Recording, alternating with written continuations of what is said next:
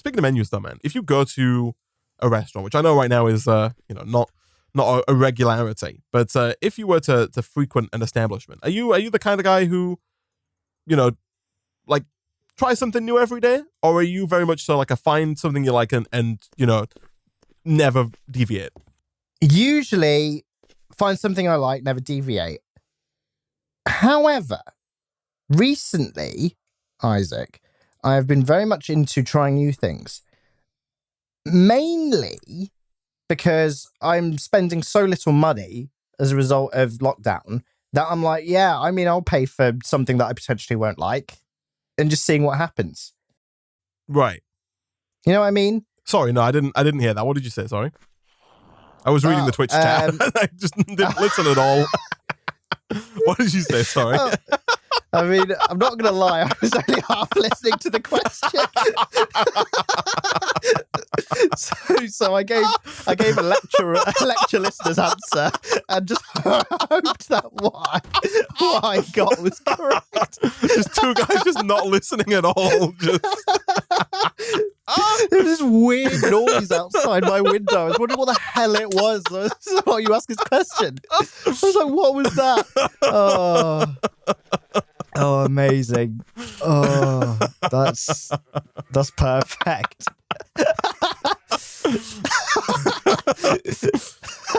So the question, I guess, was if you go to a restaurant, do you order the same thing, or do you like to mix it up and try different things, right?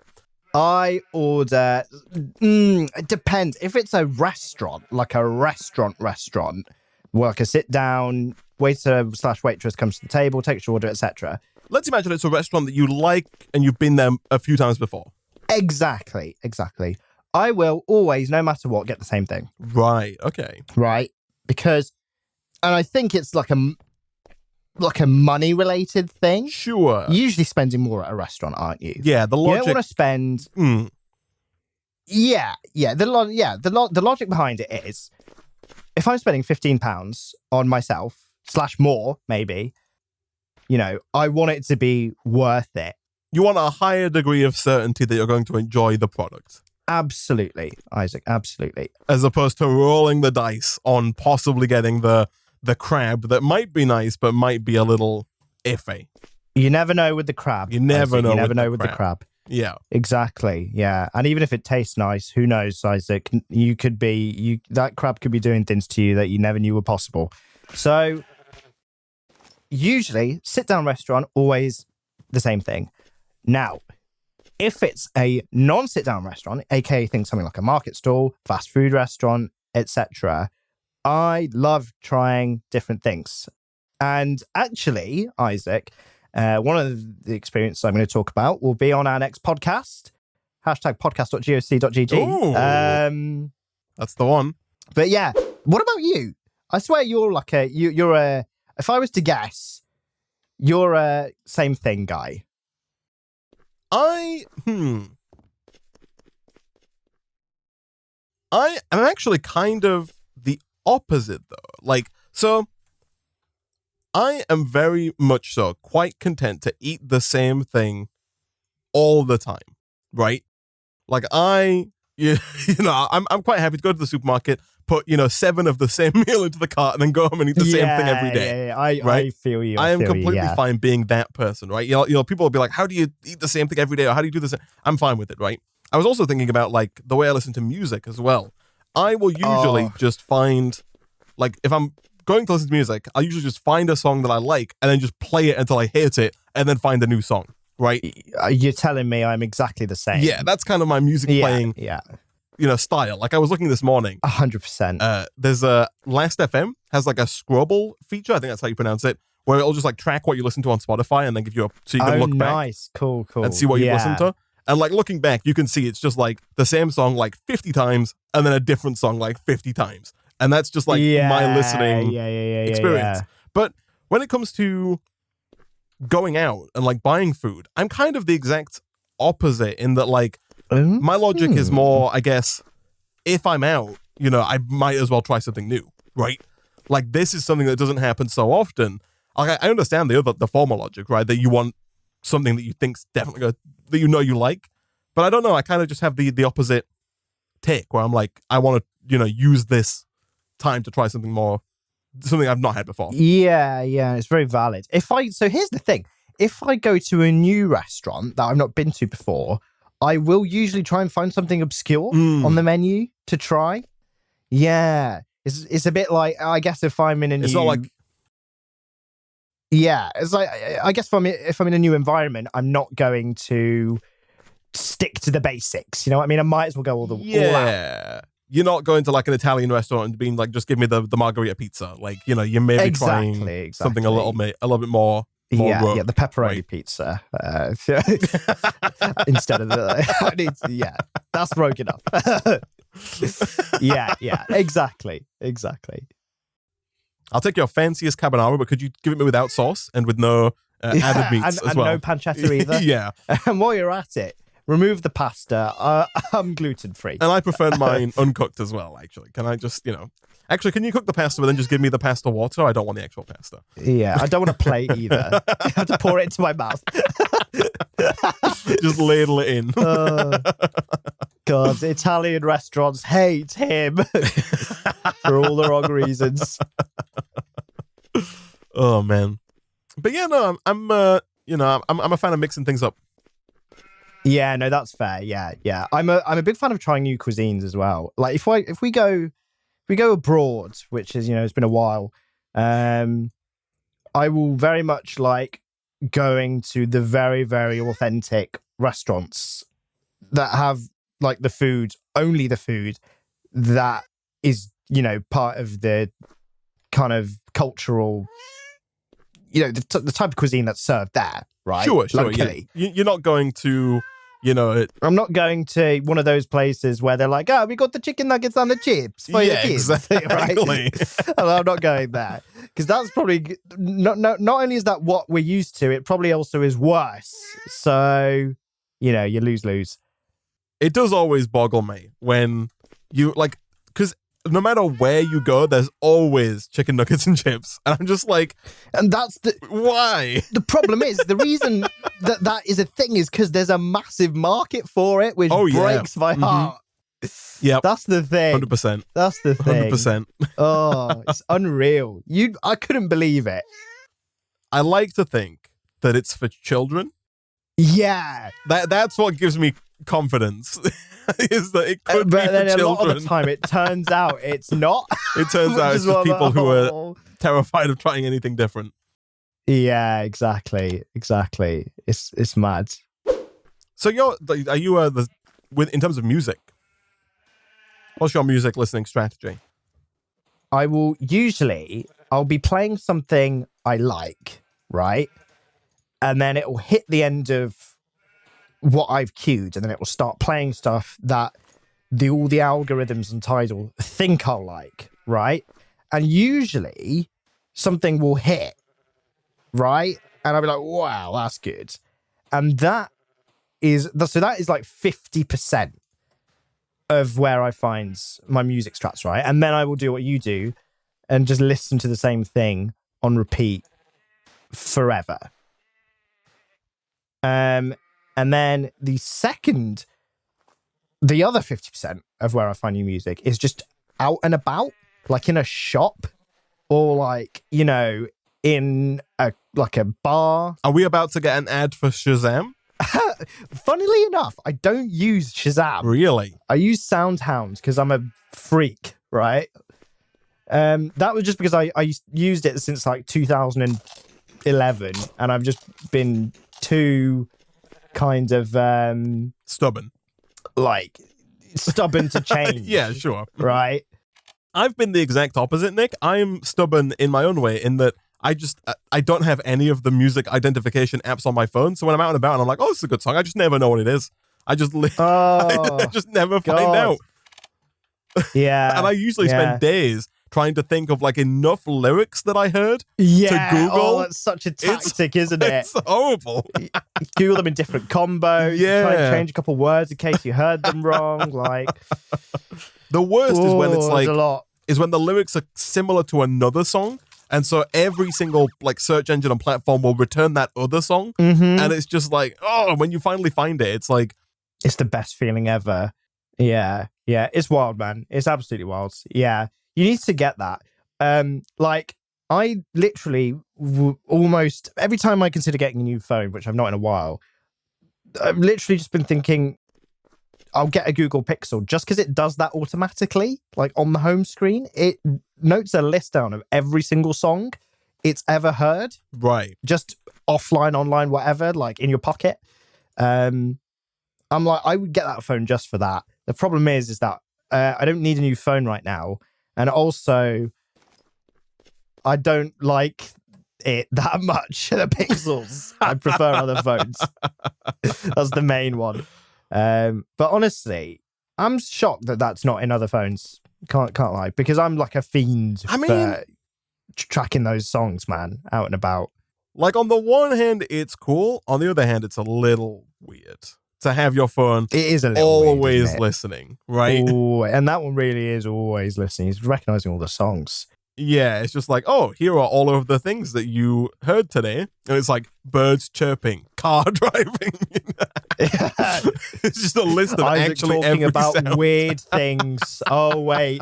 He's playing Minecraft. Probably gets really confused. I'm wondering what you're on about. Okay, guys, we can take this Enori crystal. It's like, oh, does not compute. Google does not compute. Yeah. It's good.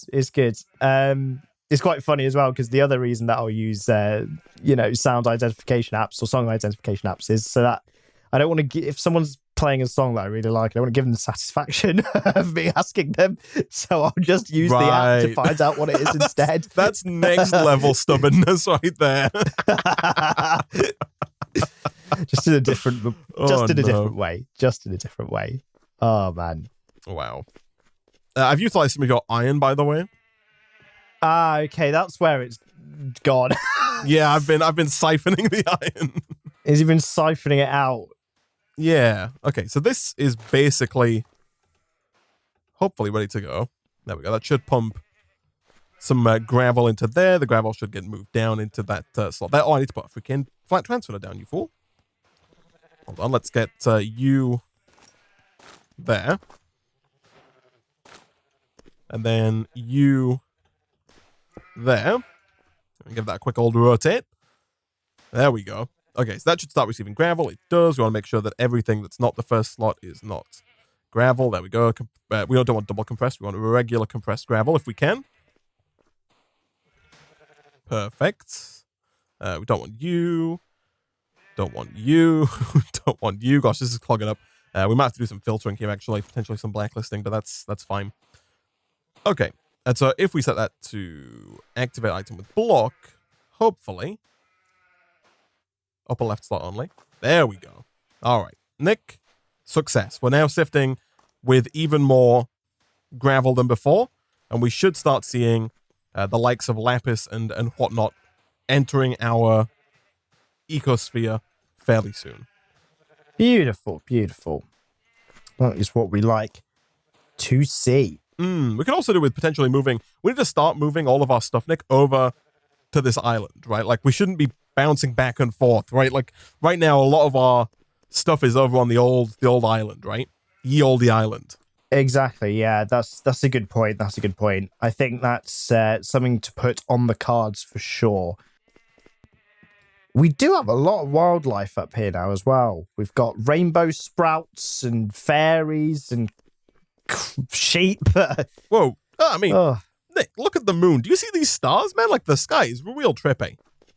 Oh, yeah, look at that. Oh, my goodness. It looks like I'm going into hyperdrive. The people in the YouTube video are not going to hear this, but if you were watching live on Twitch, Nick has sounded like a cyborg throughout this entire stream. Just now when you were going, ooh, it was like, ooh, ooh, ooh, ooh, ooh, ooh. It was such a weird sound. Should extract it from the... extract it from the stream and whack it in the YouTube video. The sky is real trippy.